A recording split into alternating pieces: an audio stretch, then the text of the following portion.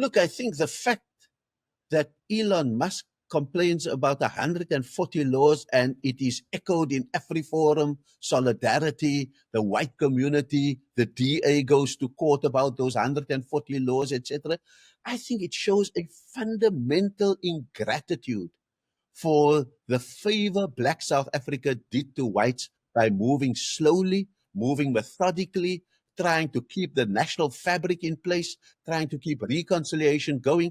If they complain about 140 amendments to the apartheid legislation, which simply says give blacks more opportunity in the economy, let them own more of the land, let them get better jobs, let them learn more things at universities, and so forth. And therefore, I think that just imagine tombs and tombs of apartheid legislation, down to who you could marry, who you could dance with. Those are tombs of legislation, and they complain continuously, even 30 years later, about 140 amendments to the edifice of apartheid.